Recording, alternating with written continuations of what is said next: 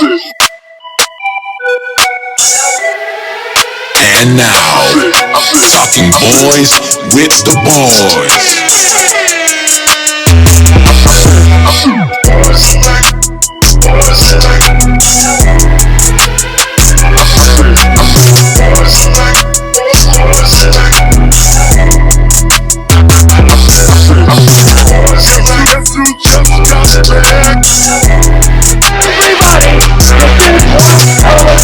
And the only thing else I gotta say is, how about this Cowboys? Cowboys familiar. What's up? This is Talking Boys with the Boys, and we're back again with some of that Cowboys fuego. But first, a little business. Please take a minute to share and subscribe. Leave us a rating and a review wherever you find this pod. 5 stars and a couple of sentences on why you love this pod would be greatly appreciated. And now, the conglomerate on this Victory Monday. I'm your host, Adam Y, along with my co-host, Mark D, also known as, you already know, Mark Stradamus D, baby. yeah. I'm Dreezy, but they call me the King Zone version of Bert Kreischer. Oh, hey. I like that, Dreezy. Coming in hard, coming in hot. There we go. Always hard. This is your boy Mario, also known as the Cooper Rush apologist. Hey, there we go. Hey, me too, baby. Me too, man. But that's why we're here. We're here. We're gonna bring up. It's a Victory Monday. First off, man, we're pretty excited, man, to bring you the good, the wrong, and the ugly of the game, man. But before we do that, you already know how it goes. We gotta go to the corner. We gotta get on the street and go to the corner. We gotta go holler at Mark D and see what he's got on the corner. Mark, hold on. Before we do that, can we get a salute for the win? Oh, let's get one. Salute, baby. Everybody, you already know how it goes. Hey. Victory Monday, baby. Victory Monday, baby. 1-1. That sounds so Rush. good. I 1-on-1. fucking love saying that. The Our floor undefeated is yours.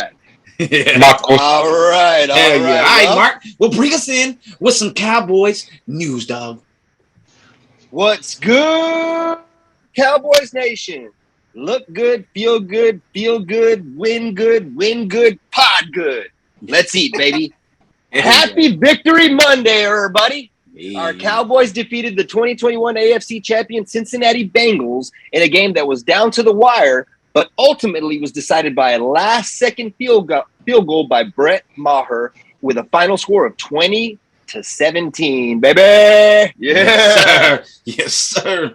Dalton Schultz reportedly has a PCL issue that will require further evaluation at this time, and the timetable will be updated next few days. John Ridgway was placed on waivers to make room for some needed personnel, and it looks like the Commanders placed a claim on our vanilla gorilla, so he'll be great vaping it somewhere else, okay? Yeah. Cowboys resident Hall of Fame offensive tackle Jason Peters will reportedly be in pads for the first time this week. Peters and wide receiver Michael Gallup both have a chance to play next Monday. Y'all heard that. Y'all heard that, right? Mm-hmm. Night against the Giants, but it'll depend on what they're able to do in practice this week and just how everything responds with them. I think Peters is definitely going to be in there, but Gallup, it's going to be dependent on what goes on in one-on-ones and 11-on-11. That's right. Back to you, baby. Yeah. All right, man. But like we said, man, it's a Victory fucking Monday, baby. We're in the fucking building, talking boys with the boys. I'm here with the boys, man, and we're going to break down this game and bring to you the good, the wrong, and the ugly of the game, man. So let's get the good, man. We'll go around the panel real quick. Y'all already know how it goes, man. Well, I'm going to take the lead on the good real quick, guys. I'm going to take the lead on the good real quick with the dude whose jersey I'm wearing. Okay? Mm-hmm. I had to jump right into it. I know everybody in Cowboys Nation saw the game. We all saw what it is, and we all saw what was going on. Yeah. But the good is not the stats. I'm not even going to talk about stats. I'm going to talk about what we talked about last week. Right? Mm-hmm. We talked about last year. Talked about last year. The evolution of number 11. Yes. Okay, the evolution of number 11. Because what I saw in that game was an unstoppable force on the defensive end for us. Facts. No matter who he lined up against, no matter what he was doing, he was so intimidating that LC jumped just with a flinch, and he had help. He had help. This Yep. dude had help, and he flinched. Micah Parsons is a player unto himself. Never seen anything like this. Never seen anything like this from the cokehead to Derek Thomas. Okay, I've never seen anything like this, man. Yeah. I really haven't. And anybody that wants to disagree with it, come on, just bring it over. Yeah. So number 11 is my first good, man. Absolutely, man. Last episode, I mentioned that with if he continues on the trajectory that he was on, he's on pace for 34 sacks on the season. That's 2 sacks a game. But not fuck 34 sacks, baby. Fuck that, dog. You know what? Dude. Micah is on pace for MVP You of the 40? league, baby. He is on pace for MVP of the league. Hey, man, look, dude, he took over this fucking game, man. He leads the NFL with 4 sacks. His 4 tackles for losses are tied for a league lead. No player has totaled more sacks in the first 18 games of their career since they began tracking this 40 years ago. This man is a menace. This is the definition of what? Generational, guys. Yes. Micah gets sacks like Kobe got buckets. Let's go. Let's we go. We all thought that Kobe. Lyle couldn't move. It wasn't as flexible as we all thought he was. Well, Micah turned him into a damn ballerina yesterday. That dude was doing ballet. I've seen it. Yeah. He was spinning on one knee and trying to get back up. And then my favorite one is when Micah hit him with that outside jab step and then did like the electric slide towards Joe Burrow. Well, wait, what's it called? What's it called, Mario? Smooth. You said electric jab step, right? No, jab you said step. Micah hit him with jab step. Hey, Tony Romo, it's not a 3-step, bro. He's not traveling. 1, 2, 3. Yeah. Bean shot, Antonio. So my goods also on the defense. Micah, man, of course. I mean, he's so good for us. You know, I think we could all name him in our good every week. But for me this week, I'm gonna go with Donovan Wilson. So we're concerned about the cursed injury, right? And man, you know, he takes away the tight ends for us, and he does everything for us. You know, he's a rangy safety in the back, and he comes down in the nickel and plays linebacker. And we're worried, how are we going to replace his production? Well, I'm glad Donovan Wilson stayed on this roster because I don't remember about y'all, but I kind of had him on the bubble. He might have been one of the cuts after. I had him cut. Yeah, same. He showed out yesterday. He led the Cowboys in tackles with 8. He had a tackle for loss. Mm-hmm. He should have been credited with the pass breakup on that big hit with Hurst up the seam. They didn't give it to him. I think they gave it to Van Der Esch. He also had that one. Joey Burrow rolled out to the right, and there was nobody there, and he was going to be able to stand there, pat the ball, and choose his receiver. And Wilson came like a missile from the secondary, man, and made him throw the ball out of bounds. He was just such a force yesterday in all 3 levels, behind the line of scrimmage, in the second level, linebacker level, and back there with the safeties and pass coverage. So he's my good for me, man. He makes me feel a lot better about Curse being out for the next 4 to 6 weeks. Mark, I don't know how long his Curse's injury is for, but yeah. I mean, given what we've seen with some of those guys, you know, given it could be 4 to 6 weeks. Hey, go ahead, hit it, Dreezy. I know you're waiting to get your good. No, I was gonna say there's a lot of good. You know, you could go Micah, obvious.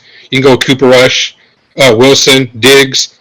My good, and I come to y'all as a humble man. Say it. Noah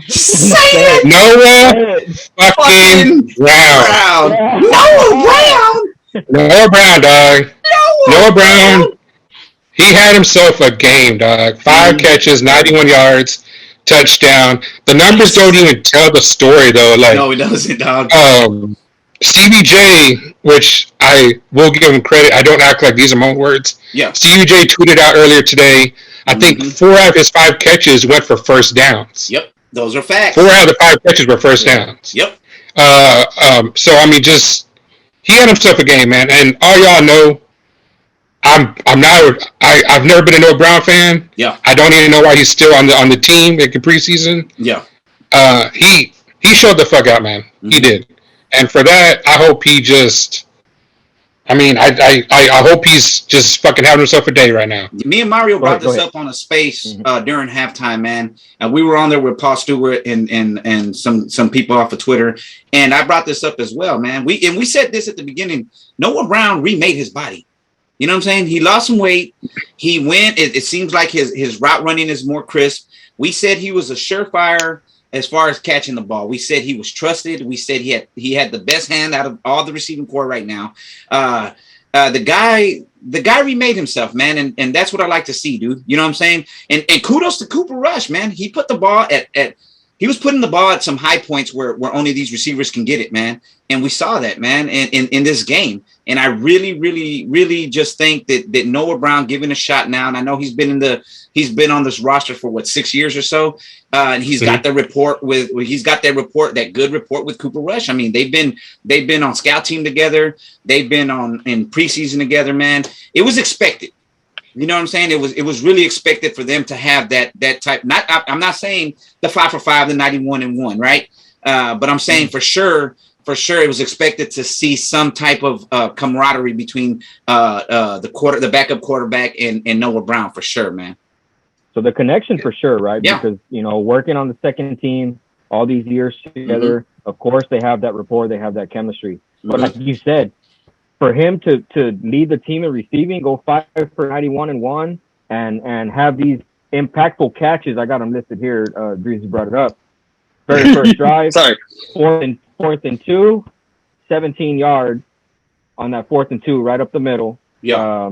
Led to the touchdown, which he actually scored. The 2nd and 7 inside the 10. He caught that touchdown and snatched that out of the air. Like, that was not an easy catch. He was like full extension, and he snatched it with his high hands point, out of the baby. air. Put the ball at the high point. Only your receiver can get it. That's right. And then he had that one big play up the left sideline on a 3rd and 4 in the third quarter, where Cooper Rush, the hard count, drew Cincinnati offside, and he went up for it, man. He blocked out the defensive back, and he pulled it in for 25 yards. And then, of course, the very last catch, also very impactful, 2nd and 2 with 41 seconds left, snagging it out of the air off of the tip at the line that got Dallas closer to field goal range, which would end up being the eventual 50-yard winner from Brett Maher. So very, very timely and impactful plays from Cooper Rush and Noah Brown. Yeah. Not only that, real quick, fellas, Noah Brown he stayed in the game. And he did some dirty work. He was there in run block support while TP and Zeke were in there as well, man. He was getting down in there, man. And I know we clown about that. Why? Hey, he ain't nothing but a blocking wide receiver. But I mean, we saw some good blocks from the guy as well, man. Well, coming down the field, Noah Brown wasn't just the sure-handed receiver yesterday, and he wasn't just where Cooper Rush needed him to be. He was beating his man on the route. That wasn't just, Yes, sir. Look, he was beating his man on the route, and kudos to Cooper Rush for putting the ball where it needed to be at times. Yeah. Because I'm not going to sit here and suck Cooper Rush off either, all right? Oh, no. Okay, because I like the things he did, but he's actually my bad, man. Yeah. There were some mistakes, Mark. There was. Yeah. Well, not just that. Not even the mistakes. I'm not even going to harp on the mistakes, Mario. And you know what I'm going to harp on? The completed passes. Because I'm going to tell you right now, if he tries that same shit next week, he's going to have some problems with that giant secondary because he was staring Noah Brown's ass down, man. I went back and I watched it. I watched it today, and I was looking at each one of the 4th down pass. He's not even looking at CD down the sideline when CD had already got his man on his hip. Yep. He was actually staring Noah Brown down the whole time. So, I mean, I think that we got away with some of that stuff because they didn't have a book on him. Whether they're going to go watch Minnesota, they were going to go do that. You know what I mean? They were just going to be like, oh, look, he's got a pop gun. We'll see what's going on here. And I think it caught him off guard, and it surprised a few of them with what he was doing out there. He took chances for sure. He did, and they showed that, Tony put it, I mean, Tony was sucking him off enough. We don't have to do that, right? I mean, Tony, oh my God, look at Cooper Rush, I mean, but he did have some good points there. We all dog on Kellen Moore, but Kellen Moore tailored an offense specifically for his backup quarterback and understanding his pros and cons. Yes, so Kellen Moore did a great job there. That's another good. Why can't he do that for his starting quarterback? Por pendejo, tiene la cara de pendejo. No, but absolutely. I mean, dude, I ain't got nothing else to say. Dak didn't hit some of those throws, bro. I'm not saying Cooper's better. Stop. There. Yeah, that Cowboys Nation out there. Man, stop creating Yeah, I the need to narrative. stop. It's not Cooper versus Dak, and No. It's Cooper. embarrassing. That's why we were so pissed Yes. off about the first game, because there were throws there that Dak should have made. Yes. Okay. Yes. And maybe absolutely. if he makes some of those throws, gotta depend on he doesn't have it. So Well, we're on the subject of Cooper Rush, man, and I want to go back to my good because I got several goods, man. But I'm going to do this since we're on the topic of Cooper Rush because I was wrong, right? I harped on him last week, and I was like, I don't want to see him for 10 games. Nonetheless, for 3 or 4, you know what I'm saying? Like I was just, I was really down on Cooper Rush, man. But to me, Rush he's a little better than a bus driver, dog, and he can make you pay, dog. Yeah. Rush in two starts has amassed 560 yards passing, 3 touchdowns to 1 interception. Last year he did it with Amari Cooper, CeeDee Lamb, Ced Wilson as as far as their wide receiving core is concerned. This year he does it with CeeDee and Noah Brown. He's proven to be a viable backup in this league, man. And that's what we need, man. We need something like that we need somebody like him to come in and drive that bus for at least 2 games, at least 3. 2 to 3, you know what I'm saying? And I'm happy the guy knows the scheme, and I'm happy that they schemed him up to do what's necessary to keep the ball going, man. Because we really needed this. We there's no way we could have fell 0-2, man. We definitely needed to get this 1-1. I'm going to backpedal just a little bit because I don't want to go straight in that direction. I'll go somewhere else with it. I wanted to touch on what Mario was talking about with Dono. That's my wrong because I just like everybody else here to a man. Dude, was that Dono or Buda Baker out there, man?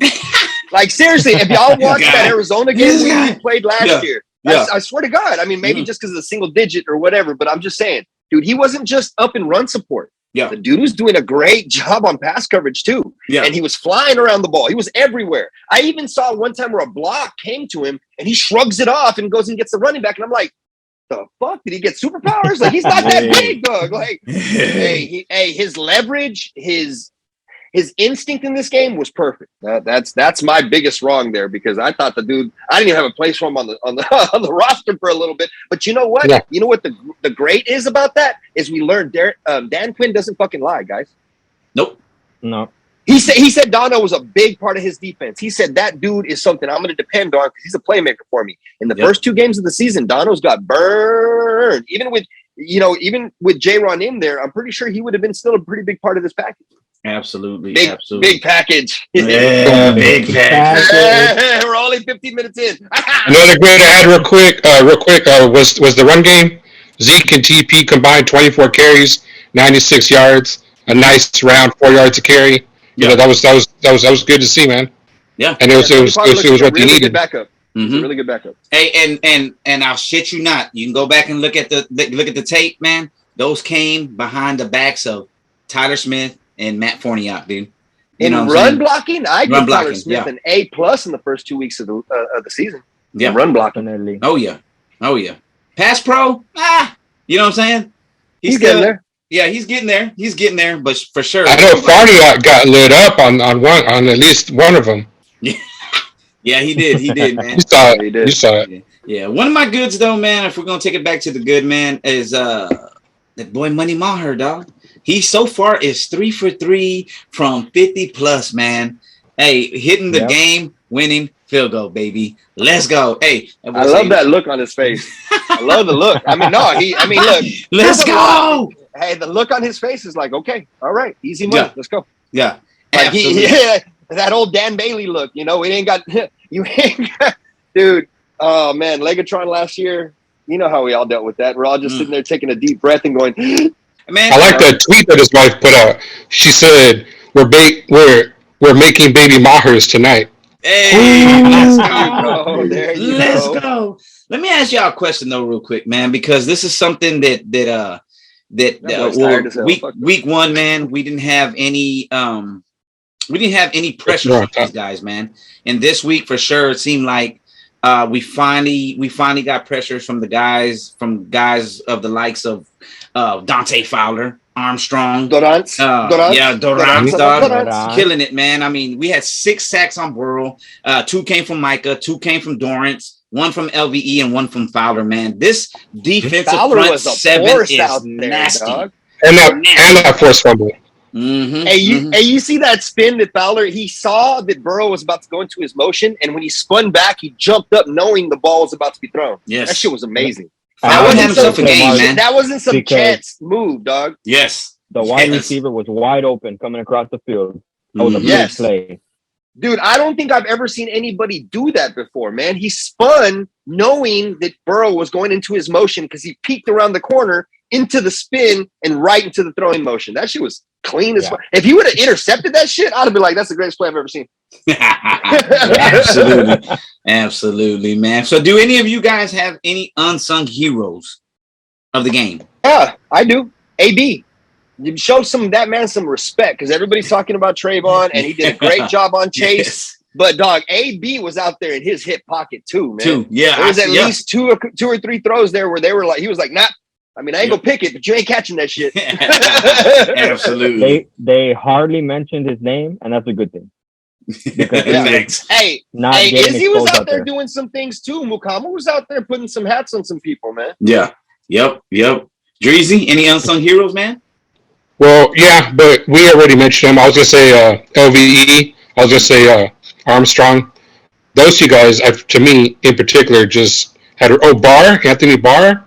Nice games just all the way around. Barr was nice, man. We're seeing Pro Bowler Barr, 4-time Pro Bowler Barr, dog. You know who is a bit of an unsung hero? People aren't really thinking about this. Turpin did a hell of a job doing the jobs he was put in for. Yes. Okay.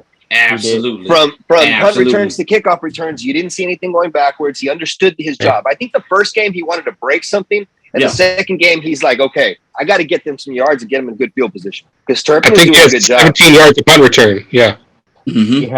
And then on the offensive end, they had to have a guy spy him at every time. You saw when he came across the formation, there was a DB following his ass across every time. Facts, and that's what we needed to see in week 1, in my opinion, man. You know what I mean? We only saw it on that one play when Dak, like we said, when Dak, kept the ball and gimped out maybe 5 yards and fell down. But yeah, we need to see more. We need to see more of Turpin, man, for sure. Like Cowboys Nation has to understand what having Turpin in there does, man. It takes a guy out of the box. Yes. If you're gonna run a run play, if you're going downhill with Zeke, that extra safety that comes up or that DB that spies every once in a while, he's got to take his ass out to the 4-2, 4-3 dude. Yeah. He ain't up there. You know what I mean? And that leaves one person for Zeke to either make miss or nobody in there. You saw with TP, fired out of a cannon, right out, straight, and nobody there. All you had to do was avoid a little bit and get through the trash. I also think Collinsworth had a good point last week 1. He said Turpin is finding out this isn't the USFL. These guys are a lot faster up here. Everybody runs a 4-4. Yeah. Everybody's fast, man. Yeah. Mario, any unsung heroes or any wrongs? Well, my unsung hero, probably somebody nobody's thinking about, but it's Mike McCarthy, man. I think he prepared this team. I'm fucking done.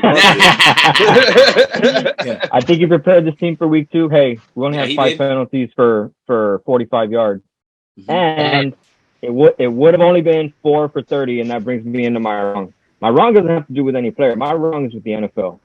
They need to do something about when the quarterback turns into a runner. They need to get a little more lenient on these rules, man, because so the quarterbacks know that there is a clear indication that they are giving themselves up on the play, and that's the slide.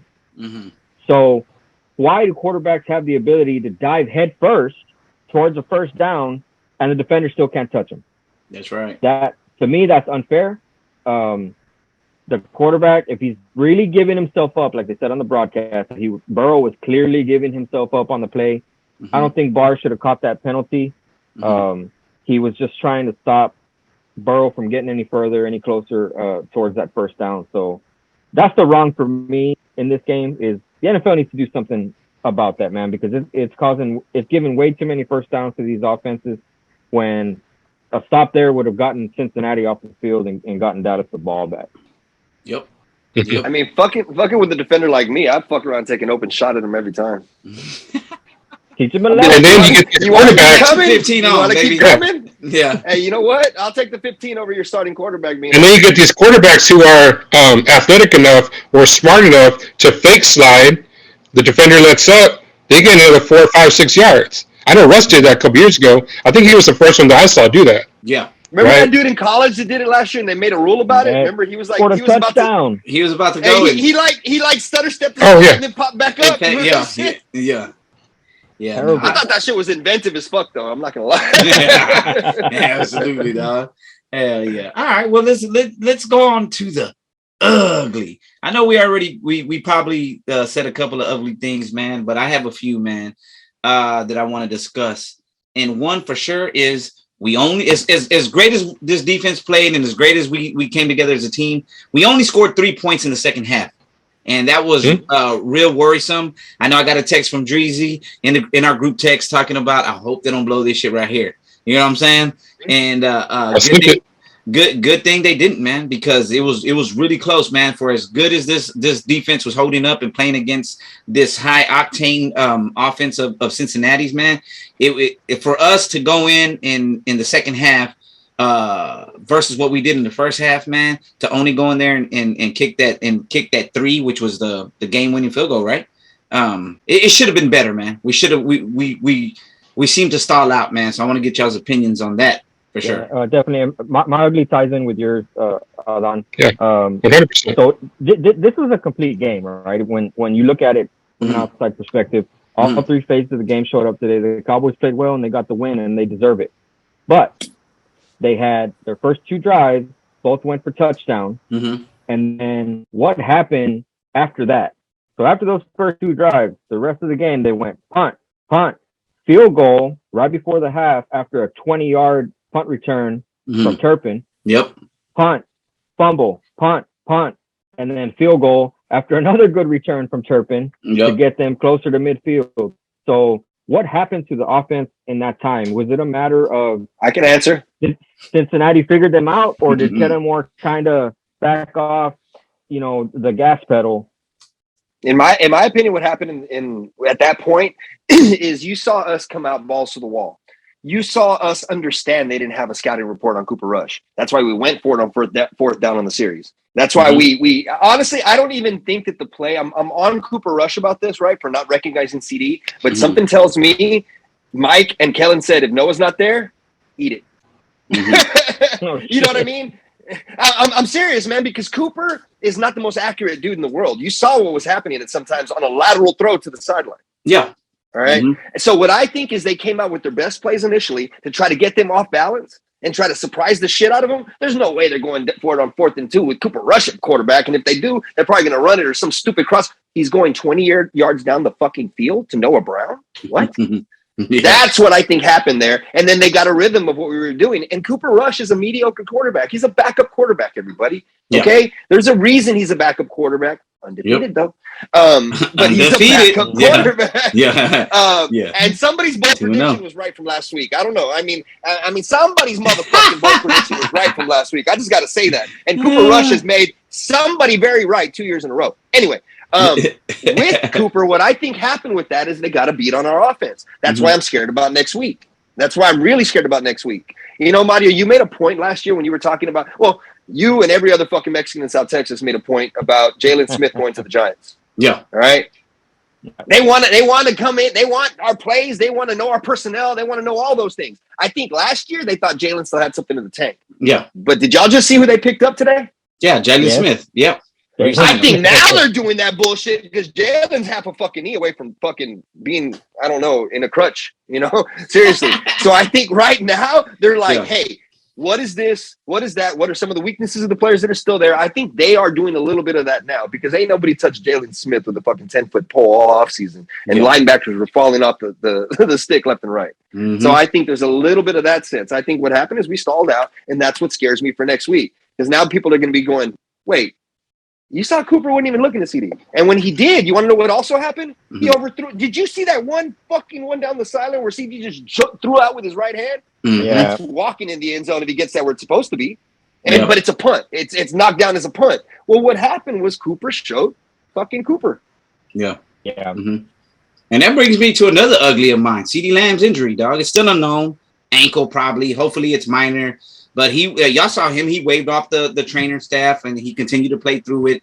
But that shit wouldn't surprise me if he's on the injury report this week, man. But like I said, nothing's been said yet, so we'll see how that goes, man. Well, but on that route, if he happens to have to sit out, Mark, real quick. If he happens to have if something is wrong, then I don't know, man. It's gonna be ugly. I don't know, man, because like, you know me, I look at players and I look at like just the way they run and everything. On that route that I'm talking about, he shook the fuck out of that corner. And what he did was give him the little jab step to the middle, came back out. Yeah. I didn't see no mobility problems, and then burned his ass down the sideline. So so it's probably minor. Definitely probably minor. I think it's minor, man. Yeah, he should be It's ready. probably a low ankle. It's one of those where you God damn, you know what I'm saying? I don't think it's a high ankle. Hell yeah. Mario, let me get your ugly of the game, dog. Well, my ugly one, I touched on it earlier, was did you touch on it? Wait, hold on. Yeah. Did you really touch on it? I touched it with both hands. Like repeatedly? Make sure you use lotion, bro, because that shit'll get both hands. Hell yeah. Hell yeah. It was that gap of, ineffectiveness from the offense, and gotta put it in the gap, bro. Gotta put it in the gap. God damn it. I think that's really important, because you have to look at how well the defense played, and a lot of that was stemming from pass rush, the 6 sacks. Facts. I know the Bengals have a high-powered offense, but if we run into a team with a better offensive line, and we're not getting that pass rush that we got against the Bengals, that they've given up 13 sacks in the first 8 quarters, ridiculous. I don't think that the team can overcome that period of ineffectiveness from the offense, of all, especially like only 3 points in the second half, right? So that needs to get cleaned up. Like Mark said, now we're kind of worried about week 3, right? I know Giants, the division road game, but they got some tape on Cooper Rush now. They got the Vikings tape from last season. They got this week 2 this season against the Bengals. So we'll see how they come out and try to neutralize the things that Cooper Rush does well. So, but you see, I think the key to this is you have to come out and get aggressive first, because you got to make them play from behind. Because when they're playing from behind, they're doing what just happened, and they're not doing what the Bucs did the first week. Because when they're not just running the shit out of the ball, trying to slow the game down and trying to get what they want. They were playing from behind, so they had to get in obvious passing situations. And in obvious passing situations, we were getting to them with 4 down linemen. Now, that's not what was happening the first week, because in obvious passing situations, sometimes they would just run right the fuck by us and let Micah go straight that way. Yeah. I mean, you're dealing with but they weren't playing from behind. But they weren't playing from behind either. You know what I mean? We were playing from behind in that sense. Yeah. So they weren't in the same down and distance that the Bengals were. I think the key to that defense is getting out, at least get a field goal up on the Giants. Try to make them play from behind and press a little bit more, because Danny Dimes is about to be fucking Danny Quarters after fucking Micah's done with it. Dreezy, you like playing from behind, buddy? I like anything from behind. But my ugly is, I'm gonna look at it from another point of view. My ugly is the Cincy O-line trying to block anything Micah did, because they fucking couldn't. They couldn't. Like, you know what, Andres? I think that's going to be a trend, man, because even looking at matchups for this game, I'm going, you know what Dan Quinn does with this dude, man? He tests the line everywhere. He truly has a dude. He can test the line at each spot. And then he finds your weakest link, and he's like, okay, that's my bitch. Yep. Like, and speaking of O-line, he was his bitch last night. And speaking of O-line, the Giants O-line has allowed 8 sacks through these first 2 games. So it's not like they're a great unit either. I think Micah and the defense and Lawrence, Armstrong, all them guys, I think they're going to eat again. Yep. That's why I know we got Cooper Rush, and it's pretty stupid to proclaim anything. I'm not that worried about this particular game. I'm really not, because I see what the Giants O-line is. They still have Daniel Jones as their quarterback. I like Brian Daboll a lot. I really do. But until he gets his own quarterback in there, he's still handicapped with Daniel Jones. Yeah. No, I used to be scared of this team because of Saquon. I'm not anymore. Absolutely. Absolutely, man. Well, let's since we're talking New York Giants football, baby. and the Dallas Cowboys. Let's just go ahead and transition and let's get your matchups, man, and what you want to see. This coming Monday night. Mark? Well, honestly, man, one of the things that I want to see this coming Monday night is I want to see Trayvon make Kadarius Toney seem like he's not even there. Is Kadarius Toney there? He probably won't even be there. Well, just not even what he's done to the NFL, just what he did to us last year. Yeah. Okay. Yeah. I mean that revenge. Yeah. Come on, dog. Like, you threw a punch last year, remember? Yes. Hey, real quick though, the Giants' lead receiver is not who you think. It's not Kenny Golladay. It's not Tony. It's Richie fucking James. Is the Giants' leading receiver? Who the hell? I don't know who that is. I watch a lot of football. I don't know who that is, guys. Yeah. Richie James is the Giants' leading receiver. He was a preseason darling for the San Francisco 49ers last year. Yeah. Okay. Yeah. Hey, you know what makes me laugh too with the Giants when you look at them? They're what, 2-0 right now, right? Yeah, they're 2-0. Okay. If they can 2 wins by 4 points.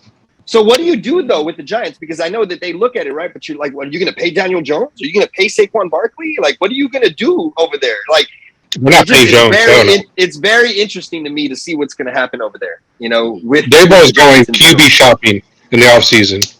Yeah, absolutely. Oh yeah, I agree. I agree with that. Yeah, one thing you mentioned, Dreezy, earlier about this game and what could possibly turn this game on its head, man, is of course, like you said, O-line versus our pass rush. And we all know what Micah did this last week. He took over the game.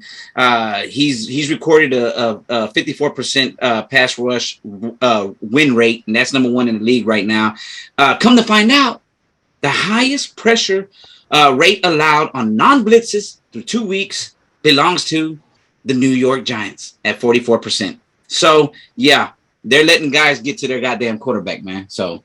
Well, and looking at this depth chart here, you said Richie James. Richie James is the second string slot receiver. Yep. So when you think about that, think about what's going on with that. So he's getting a lot of short passes off, right? Daniel Jones is not challenging the secondary. He's eating off of a lot of short gains here. So I don't know, man. I don't. The thing is, I hate to come off and say, man, this defensive line is going to eat and they're the best in the NFL, because that's what I truly believe.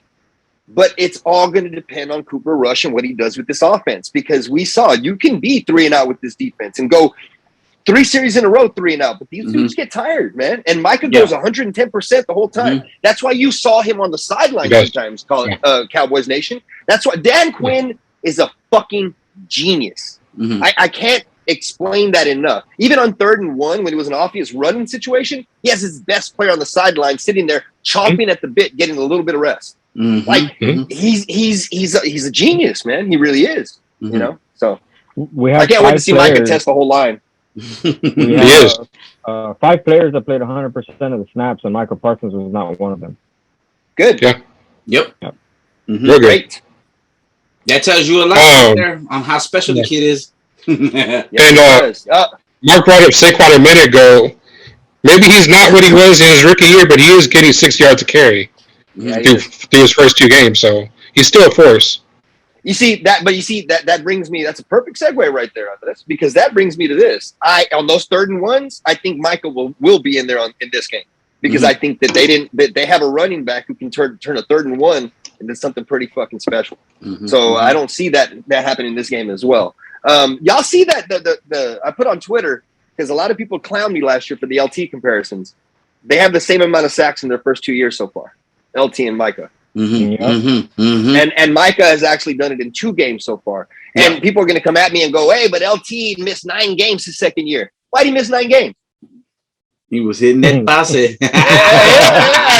It's a hell of a drug. Why did he miss 9 games? Exactly. That's what makes Micah an even better player than that dude. Okay, so just get the fuck out of here with that. Yeah, man. Yeah. No, I agree too, man. But a matchup I'm looking at, man, is definitely Big Bo in the middle there, man.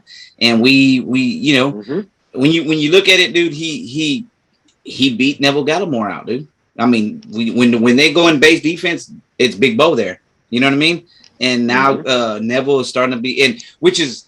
I'm a big Neville Gallimore fan, but man, yeah, he's Big Bo. He's having himself a season right now, man. And he's turning into something different. Yeah, he gets to go against guys like Ben Brandonson, left guard, and Joe Feliciano, the center, man. And I mean, these guys right here, I don't even really know too much about them, but I'm just like, well, because Bo was the trash can full of dirt that I always wanted. Yeah, that's why I was always harping on Bo. But now he's not just a trash can full of dirt taking up blocks. He's collapsing the pocket. Yeah. Yep. That's why the Vanilla Gorilla can take his fucking ass on. Okay?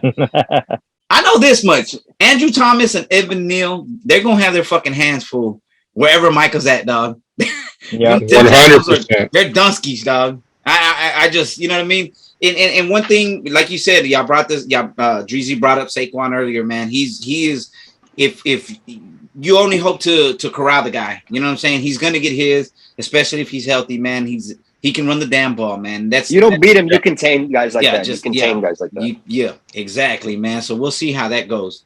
Mario, that's perfect segue into my matchup, and I think the key for the Giants offense, they run through Saquon Barkley. And I think the guys that are going to have to be on their A game are going to have to be LVE and Anthony Barr. Yes. Because the Giants love to take Saquon, on these wheel routes, and they love to take him on these little flare routes and just get him one-on-one on the open field versus the defender. Mm-hmm. So these guys are going to have to have the sideline to sideline range that we know that they have. They're going to have to be smart on their read and react. Not only for Saquon, but also because Daniel Jones is a scrambler. So he is a little runner, ain't he? You got he's sneaky athletic. He's sneaky athletic. Yeah, he is. That's it. Sneaky athletic. Athletic for a white dude. Yeah. Unless he's running by himself downfield and he tripped on his own. I was saying, just unless the turf trip him up. So. Turf monster. So Burrow got us on a couple of those runs yesterday. Yeah. So I think Daniel Jones has a little more athleticism as far as running than Burrow does. So that is something we're going to have to watch out for, especially if we're going to end up playing man. And, all the defensive back have their back turned to the quarterback, and Jones just scrambles up the middle. So LVE and Barr are going to have to be on their game. And I think it's safe to say that Anthony Barr's snap period is over, right? He played 61% of the snaps. He made some very impactful plays. He's looking like the Minnesota Anthony Barr that we know from 2018-19. Four-time Pro Bowler, baby. Yes, sir. You see, though, man, like this is you're making a great point with the linebackers, Mario, but I don't think it falls on those two. I don't, because I see if something goes out to the left, maybe a wheel route or so, I see Micah shadowing. I do. I don't think they're going to make LVE turn and run, because you're about to see the next evolution of this motherfucker, okay? You're not just going to see the edge rusher who's coming in and doing all these things. Yeah. I think if Saquon runs a real route and wants to go line up on the outside, I'll put the 4-3 out there with you, homie. It's okay. That's all right. You want to go line up to the left? I'll put the 4-3 out there with you, homie. It's okay. Yeah. And spine, I think that you're going to see Micah spot. Like, and I know that you're like, well, shit, that's a lot of shit. That's why he's the best defensive player I've ever seen. Yeah. Because what you're going to see, and he might not do it every play, because sometimes they'll have LVE doing it, but I don't think there's going to be a designated spy, or they fucking just say, Micah, you're the best player in the NFL, man. You're the designated spy for Daniel. When Saquon runs a reel, go run out there with him. When we put you up, we're going to test you on everybody on the line. Go with them. I think that's what we're going to see out of Micah. I think you're going to see everything in a little bit more, because the next evolution to this dude is not what he's doing on the edge. His hands, I've seen 2 to 3 counters, the spin move, the 3-step. It's a rocker step. Tony, you played basketball, bro. Like, seriously, he gets to that 3rd step. Dude, he sets him up, pity pats, and hits the 3rd, makes him go this way, goes that way. But now he's got the upper body for it. You know what I'm saying? Yeah. So, dude, I think we're about to see Micah, like, with his hair on fire, and the rest of the NFL after this game is going to go, hey, wait, he's that special? Yeah, y'all don't pay attention because he's a Cowboy. It's okay. The crazy part, Mark, is that no, they pay attention because he's a Cowboy. They hate because he's a Cowboy. Yes. You know what I'm saying? We saw some of that last year already, and I think it was against the Giants. I think he took the Giants tried to do a switch last season and sent Galladay on that wheel. On that wheel route. Michael followed him all the way up the field. Yep. And it was they like hip to hip with him. the third game of his career or something like that. You know, so they showed that play on the top 100. That's the only play they showed that wasn't a sack or a hit on a running back, and that wasn't even an interception. It's just showing how, because the dude was in perfect coverage, like he's a fucking safety. Man, one guy that I want to clown. I want to clown real quick on that. On Kenny Golladay. You shared the depth chart earlier, and I didn't know he was that far down. The Giants' highest paid wide receiver is like 4th or 5th on the depth chart, man. For wide receiver. Yes, dude. I just think that's hilarious. Yep. Yeah, and why don't we ever how much money getting made fun of on Twitter? Why don't we ever get that made fun of on Twitter? It's funny. One guy that we definitely got to lean on is Green Dot Malik Hooker. Yep, Malik Hooker is the play caller on defense, man. And it came out today that that boy Quinn was saying that, and that last play or so, the microphones in the helmets went out, so he couldn't send the play down there. So for Diggs to go out there and make that tackle the way he did, man, that was really huge, man. But Malik Hooker is one of those old school type of safeties, man, because what he does, he doesn't make business decisions. He doesn't do anything like that, and he doesn't take you up top. He's one of those dudes that doesn't give a damn about blowing your knee out. Yeah. Oh, yeah. Like, you come running at him as a running back, and he's going to go for your legs like a missile, like he's going up top. Yep. So, yeah, Malik Hooker, man, we definitely need him to be on his A game, man, calling this defense for sure, man. Trying to corral oh boy. You know what I'm saying? So, yeah. Before we go through the predictions and all that, can I get like 2 minutes to just talk about something real quick, man? Real quick, what I wanted to do, man, is there's a lot of stuff flying around, man, and I'm not trying to be a person who says I'm right. Listen to me. I'm just trying to give you an understanding of what I understand, so things won't go in different directions, and maybe you can come here for a little bit more information that's valid. Okay, that's right. Because I'm going to talk about the Dak injury real quick. Oh my God, yes. Oh, you're not a doctor, Mark. The fuck up. Okay. So anyway, there's two type of fractures here, guys. And when even on this show, and when I was analyzing it, I was like, look, they keep saying a certain thing, and I don't want to keep calling the Joneses liars, because then I'm calling their doctor a liar, because the doctor's the one who put the stamp on some of the shit they're saying. Because you can track it back, right? So I was looking at it. I'm like, what kind of injury really is it? Okay. There's two types of fractures to the thumb. There's an extra-articular injury and an intra-articular injury. Articular meaning joint. Okay. What Dak has is called the extra-articular injury, which means this thumb right here, all right, se quebró ahí, así na, es todo. That's the time you put up your ass, ain't it? No, that's both of these, bro. I call it the joystick. The joystick, yeah. All right. Hey, you gotta push forward and pull back. You feel me? Push forward, pull back. Anyway, so what that is, man, is the intra aspect of this goes into the wrist. When you have an intra-articular injury, it's into the joint of the wrist. That means the break collapsed ligaments or torn ligaments all the way into the wrist. That's the 6 to 8 week form of this injury. Okay. And I'm going to go back on what I said.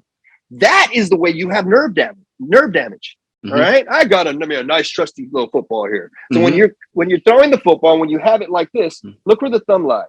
If you have an intra-articular injury, you can't do this if it's intra. When it's extra, you can do all this, no problems. You can do all this right now. You can do this. Okay. So that's why when they say 4 to 6 weeks, even 4 to 5, I can't sit there and just say, Jerry, the dementia kicked in. Shut up. Because I think Steven actually said this. This morning I want to fight the fan. Too much. The thing is, man, look, in my own sense, when I saw him on the sideline and I saw Dak with no, basically like an air cast on it, not even an air cast on it, I'm going, there's like a little sleeve, like a little just, Yeah. So I'm doing my research a little bit more and I'm going, oh, okay. It was an extra. Okay. All right. I see why the hell they said that. And it was a clean break, which means right where the bone is, snap, like a PVC pipe. Pop.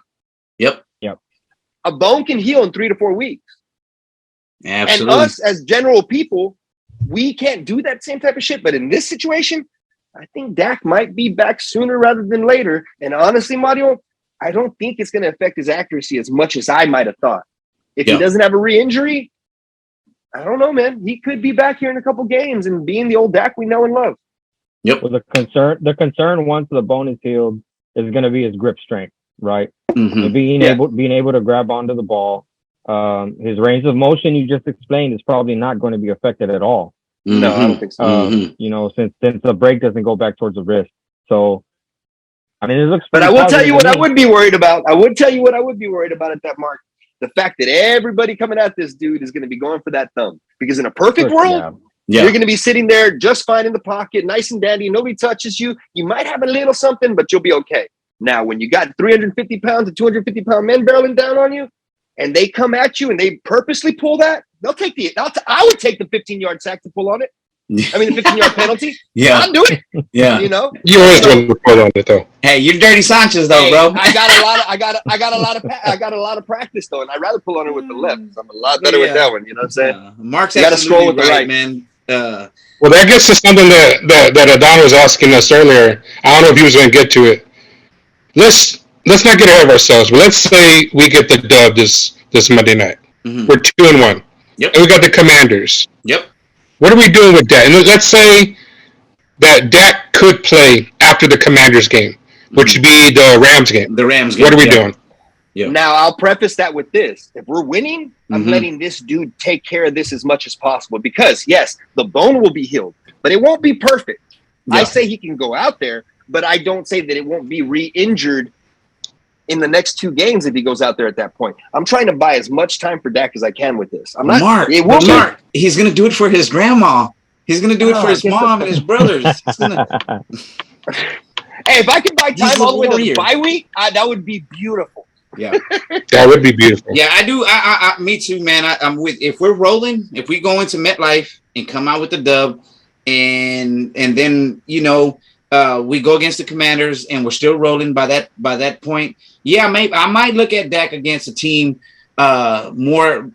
I guess I would say better than what these 2 teams are. And we don't know what these 2 teams are. I mean, we could very well lose to both of these teams, but I don't know. That's true. To me, the Rams are kind of the bar. I mean, they just won the Super Bowl, right? Super Bowl champs. So that puts me in a different mind frame. Of course, I'm like, well, that's where I want Dak to come back. If we're really gonna, if I want him to come back, it's gonna have to be against the Rams. For sure, though, the following week against the Eagles, man, because fuck the Eagles. But yeah, dog. Other than that, man, if we're rolling, man, yeah, I think just sit them down to kind of time to bring them back in, man. You know what I mean? And that's my opinion on it. I'm even going to be more cautious. His job, everybody. Fuck. Shit. Yeah. I'm even going to be more cautious. I'm going to say, win or lose, I would like to see Dak get his full heel time. Yeah. And you know what? It sucks, man, but if we do lose games and we're looking like 2-5, let's just say, let the man heal because we're not looking to get rid of him, right? I mean, sensible Cowboy fans, this is our franchise quarterback. Right. Are we really? But you see, the thing is though, Dreezy, what's full heel time?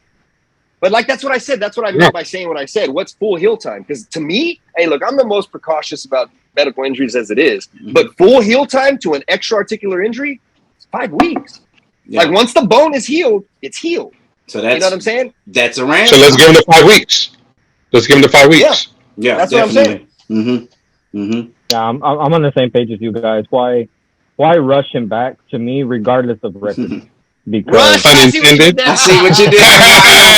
You made it funny. Why rush him back? If Rush is balling, why rush him back, right? And we've seen what happens. We've seen this with Romo on more than one occasion, and the most recent one being Romo coming back from that clavicle injury and then re-injuring it against the Panthers like his first game back. Yeah, and then that was Thanksgiving. Now the season's over. Never forget that. Yes, like now the season's over for sure. So I would rather sacrifice an extra week or 2 of Dak on the sideline and getting his thumb back to full strength. Because if you really think about it, if Rush plays like he played the other day or yesterday, I mean, how much? What's the difference there with still partially injured Dak Prescott versus a little more than game manager Cooper Rush? Yeah, I will say one thing, man. Jalen Smith saw a lot of Cooper Rush over his courses in a career as a Cowboy. If there's anybody who can give little negatives and positives about Cooper Rush, like staring down receivers, might be Jalen Smith. if he wants to. Mhm. I mean, last year he was doing the Landry shift with the Cowboys at the end of the game. I do remember that. Hey, he was like, I was a Cowboy, baby. Hey, you took the conspiracy way too far now, dog. I'm like, hey, you're like, what if he's a double agent, bro? Hell yeah. All right, fellas, well, let's end this thing, man. Let's get your scores, who wins, and your wild predictions for this game, baby. Mark? I say we win 21-14. My wild prediction is the offense actually clicks and looks like a machine. That's my wild prediction. We're going to see some things happen this game that we didn't see last game. Initially, we're going to come out, I think, very aggressive. Like what I saw from Eminem in that, what I saw from Mike is last year. Remember where we would go 4-on-4, no question, let's go. Remember that? You know, that you ain't got nothing to lose, dog. It's Cooper Rush. So pull out all the stops. Let's go. I think we win 21-14. And the thing about it is, everybody, I'll end it with this. When you have the best player on the field, you always have a chance to win. I don't give a damn about the Giants offense. Micah's the best player on the field. Yes. What? Saquon's better? Proven. No. Daniel's better? No. So the best player on the field is Micah Parsons. So honestly, I think we should win. Yeah, I think I'm gonna backdoor you real quick, man, before I let the other guys go, man. 23-7, dog. 23-7. I think this defense right now, man, and it's I think they're just on a whole nother level. I think Micah is just he's in peak form right now, dog. This is crazy, man. What we're gonna see, I think Micah, and it's not even wild to say Micah can get to him 2 more times. What's wild is I don't even know if it's wild to say he can get to him 4 times, bro. Like I don't even know, man. But I think 23-7, dog, and I think we get the dub, baby. Something else real quick. This defense has only given up 1 touchdown throw in the first game to the GOAT, right? And then 1 touchdown throw the second game to who everybody calls the next coming, right? That's 2 kids. That's 2. That's it. Yeah. That's it. So, Dreezy? I mean, Daniel Jones doesn't. Yeah. I got the Cowboys winning 27-15. I'm going to say the defense as a whole gets 7 sacks. And Trayvon Diggs gets a pick 6. Takes it to the house. Hey, he almost had a pick this game. Y'all see him? I saw him jump the route, man. From the corner position. He jumped that route, man. Yeah. Hey, that's the good we haven't even really talked about. All these things that everybody prayed on Trayvon Diggs about double moves and all this. None of that shit is working. So good luck, everybody. That's right. How did no one bring up his hit? No one brought up his hit. Yeah. That's seriously, man. No one brought up his hit. Hey, dude, the thing is, we have so much shot out of a cannon from that last game on the defensive end that got lost. But at the same time, he didn't make a business decision. But like I told Alon earlier, I'm impressed with it in that play and on that moment. But to impress me, you got to come up and stop a running back. Okay? Because I'm sorry, when you're backpedaling that fucking Bucks game, dog, dude. Motherfucking Lenny weighs 280, bro. Chill. I don't give a damn. He's a big boy. Faith in you. Well, he's a big boy. What did I tell you earlier, though, Alon? I told you the thing that's going to separate him and make him a complete player is the things that Dion would do. You don't run a 4-2, Trayvon. You don't. All right? You run a 4-4, and you're known for being a dog in college that played for Alabama. Go blast somebody, bro. Yeah, go be that dog, baby. Mario? I got Dallas winning 24-19, and I don't even think it'll be that close. I think it'll be a 24-13 game, very late in the fourth quarter, and Giants get a cheap-ass touchdown and go for 2 and miss it. I don't know how wild this prediction is. Like you said earlier, I think Micah gets his 3rd game in a row with 2 sacks, but going off of what Mark said earlier and about expanding his game, I think he gets first interception of his career against the Giants next Monday. There you go. I like that. I like that. I like it. Well, and real quick, I was small. I was a little off the score because last week I said it'd be 17. I know you're small. We win. We 2017. Sorry, I didn't get that. What was that? He said, "I know you're small." From the ground. No, man. The water's cold when I go to the bathroom. Hey, you heard it here first, man. Last week we chose Cincinnati, except for Mark Stradamus D over here. He said he was rolling with Cooper Rush. Hey, but this week, man, all 4 of us are saying we're going to MetLife and we are winning this game. Clean sweep. That's right. That's Hey, right. hey, I didn't give my ugly. I waited for my ugly because I wanted to wait right now. 10 seconds, real quick. Yeah. My ugly is I was on the way home yesterday from the river. All right. And I called a homeboy of mine, nobody that's here, actually, this dumb motherfucker who lives in Corpus, just to get something in line. And I was like, right when he answered the phone, I said, look, bro, I'm recording the game. Don't say shit about it. The next sentence, this motherfucker said, so I shouldn't tell you that you won on the last second field goal? Ruining it. No, dog. Man. I got home and still watched it all the way through. At fucking, I got home at 9 o'clock.